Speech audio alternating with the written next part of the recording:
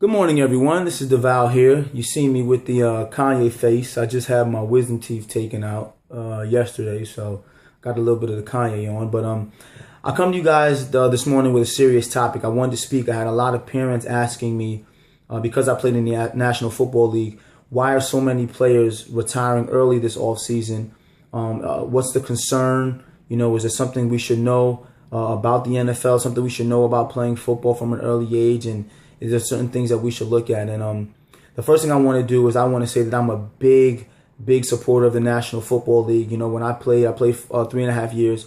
I made a ton of money from the National Football League. I learned a lot. I met a lot of great people. I have a greater business acumen now because of the things I learned from symposiums, the networking I've been able to do. Some of my closest friends now are still guys that I played in the National Football League with and played in college with. So I come to you with this information from a place of love for being an alumni. There's nothing greater than having that NFL shield on your chest. I wear it now to this day because I'm proud I was able to do something that less than 1% of the population will do. But I also feel that it's important for me as a human being and as a dad now to share some light on some things that go on in the National Football League and some choices that I made. They weren't necessarily forced on me, but they were choices that I made. For example, in 2006, I was an undrafted free agent out of a small college named Hofstra University. And I was a long shot to make the team. So I was pretty much willing to do anything to make the football team. You're talking about a guy from Brooklyn who came from humble backgrounds. Both my parents worked and they worked to give me everything.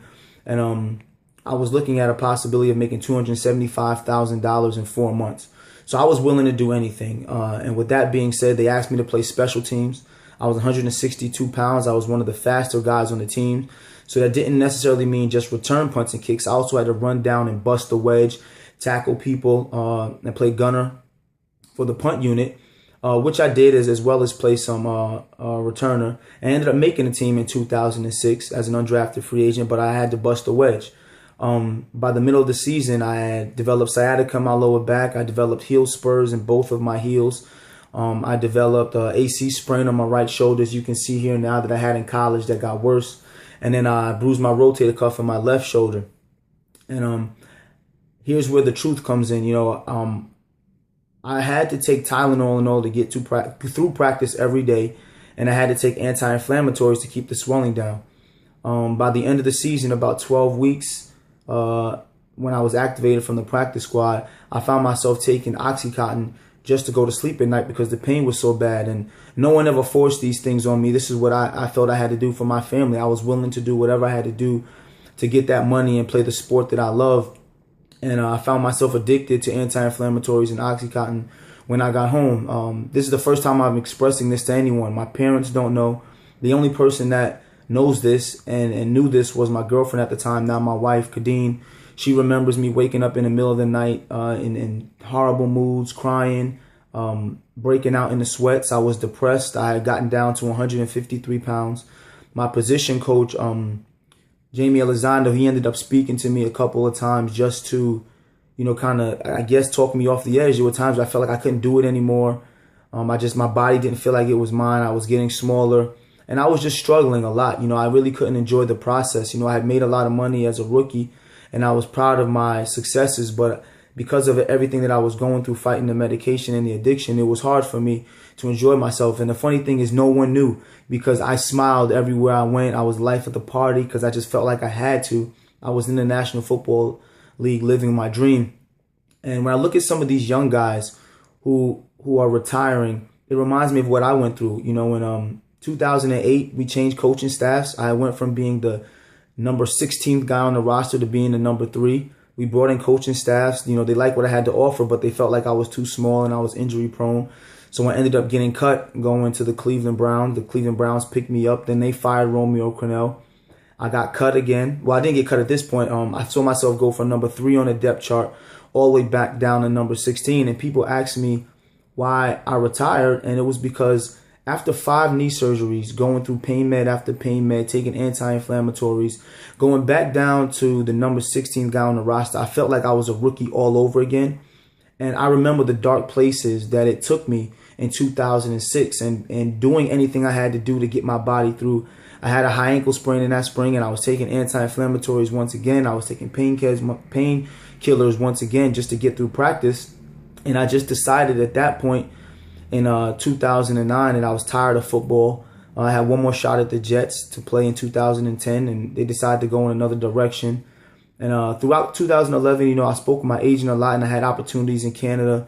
I had a couple workouts, and I just chose to walk away from it. It wasn't a thing where I was disgruntled from the NFL. I retired. I got a very handsome severance package from the NFL to help me start my second career.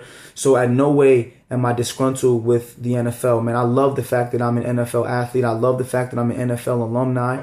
I feel like I played one of the greatest sports in the world. I would have never traded in. I would play in the NFL 10 times out of 10 if I had an opportunity to. I would play in college. It got me a free education. I was able to start my second career because of the network that I've done both in college and in the NFL. So I say all of that to say that I'm not trying to deter anyone from playing football, but I feel like it's important for me to share with my athletes that follow me on Facebook and Instagram, the parents that come to me and ask questions. I feel like it's a time for me to be transparent, because if you look at ESPN now, so many more athletes under the age of 30 are deciding to retire because of the long-term irreparable repercussions that come from playing football. I have friends that still play. They play 10 years, and no one has any clue what these men go through and what their families go through, the wives, the kids, just to get these men prepared to entertain and play for, yes, very high salaries. And I get that. And people say, oh, you know what you're getting into. And I do, which is why I don't regret it. And I'm sure they don't regret it. But I feel like I have to be transparent to let people know what these men go through on a daily basis just to get up and go through practice, the treatment it takes your body just to be prepared to play. And I also wanted to enlighten you guys with some choices that I've made. Like I said, I got the Kanye face on right now, so I've decided to get my wisdom teeth pulled out, which I got them pulled out yesterday, and I was told at that point, you probably won't be able to speak tonight or tomorrow. You'll be very sore. You got to take this pain med just to get through the day. You have to take off work 3-4 days. This was yesterday at 3 p.m. It's the morning time, and you can see now that I can speak normal. I have no pain. I was prescribed clindamycin first, which is antibiotics, oxycodone, which is what I was addicted to coming out of the NFL. I don't know what this is, but it was some mouthwash, which is a foreign object that you once again have to put in your body. And then anti-inflammatories. This is a different type of anti-inflammatory. I've never taken this anti-inflammatory. I was prescribed all of these by the doctor just to get me through the next couple of days. And I also felt that it was important with the ongoing fight we have against cancer to talk about some of this medication. We don't know what these things are going to do to your body long term. So like I said, these were the things I would prescribe. As you can tell, this is not open. I do take the antibiotics to fight the bacteria. I did not open this bottle. I didn't. I got this for a reason, and it was to show you guys. And I did not open these. You can see all the packets are here for anti-inflammatory. The two things that I did use to help nurse me back, and I tell you, I was not supposed to be able to speak last night or talk today, was Good Faithful, salt water. The salt water helped to alleviate a lot of the pain. It's an all natural. I put it in my mouth, I rinse it out, it got rid of a lot of the bacteria as well, but alleviated the pain. Warm salt water and ice. Bags of ice. I ice every hour for 20 minutes. And everybody who knows me knows that I'm a very vain person. I care about what I look like, and I'm unapologetic. Now, this here may get the swelling out faster, but we don't know the long-term effects.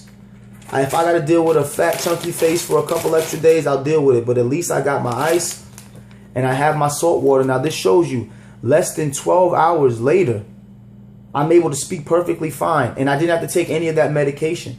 And I say that because we can make choices as human beings to get back to some holistic ways of healing, that we don't have to take all this medication and kill our bodies. Yes, I'll be clear. I'm taking antibiotics to fight the infection. I'll be a fool not to. But as far as swelling and pain, warm salt water and ice, it helps. I'm telling you, as an athlete, I iced my knees, I iced my shoulder, my back. Every day that I train, it's the same thing when you have little aches and pains when you're training at the facility, just trying to get in shape if you're CrossFitting. So I just wanted to take this time to share my story with you guys. I hope you learned some things. Young athletes who are at home aching, before you pick up that pain bottle or take that anti-inflammatory, take some time to take care of your body with some ice, some salt water. Get yourself right. Let's continue to be healthy. Let's fight. Let's fight against cancer. Let's help educate our young athletes on how to be more prepared. And let's get this money while we do it. Once again, I love the NFL. I watch every Sunday. I have a son. If he decides he wants to play football, I would advise him properly. I would train him properly. And if he wants to play, I'm all for it. I like for him to play basketball because that's what I wanted to play. I just stopped growing. But let's continue to grow as humans. Let's share and let's get this money together. Love.